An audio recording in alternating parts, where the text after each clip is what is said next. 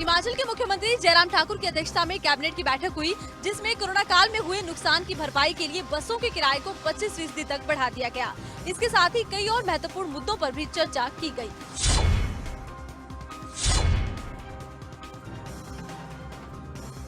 सोमवार को हिमाचल कैबिनेट की बैठक हुई, जिसमें कई मुद्दों को लेकर चर्चा हुई। साथ ही कई बड़े फैसले भी लिए गए, जिसमें जनता से जुड़ा सबसे अहम फैसला ये रहा कि अब यात्रियों को बसों में सफर करने के लिए अपनी जेब ढीली करनी पड़ेगी। अब पहले की तुलना में ज्यादा किराया देना होगा। सारे हिंदुस्तान के विभिन्न प्रदेशों में, जिसमें पंजाब ने भी अपनी बसों का किराए बढ़ाए हैं, उत्तराखंड ने तो बहुत अधिक जो है वो बढ़ाए हैं। हिमाचल प्रदेश में भी आज जो है वो बसेस कोविड के कारण जो है 33% से अधिक जो है नहीं चल पा रही हैं। डीजल के रेट भी बढ़े हैं, इसलिए जो है वो 25% किराए में वृद्धि करने की जो है इजाज़त एचआरटीसी को और ट्रांसपोर्ट विभाग को दी गई है।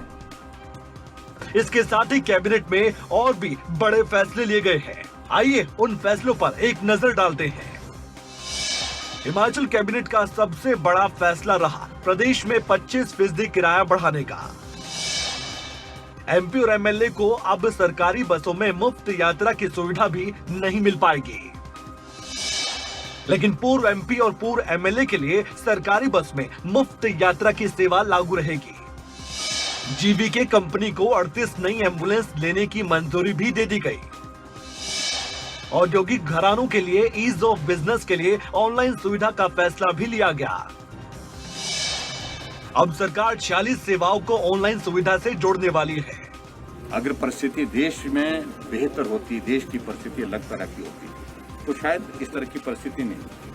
हम देश के सामने अपनी बात कह सकते थे, लेकिन देश भी उस दौर से गुजर रहा है जिस दौर में से प्रदेश गुजर रहा है। हमने तो बढ़ोतरी थोड़ी की है और इससे ज्यादा बढ़ोतरी दूसरे प्रदेशों में।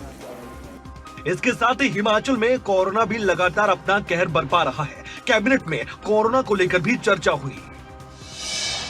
शिमला जिले में कोरोना के बढ़ते मामलों को लेकर सरकार चिंतित है।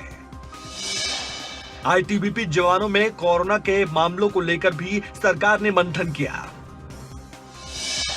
आईटीबीपी अधिकारियों से इस मुद्दे पर चर्चा भी होने जा रही है। आईटीबीपी जवानों के आने जाने के रिकॉर्ड पर भी विचार किया जा रहा है। जानकारी मिली कि कोरोना के कारण हिमाचल को करीबन 30,000 करोड़ रुपए का नुकसान हुआ।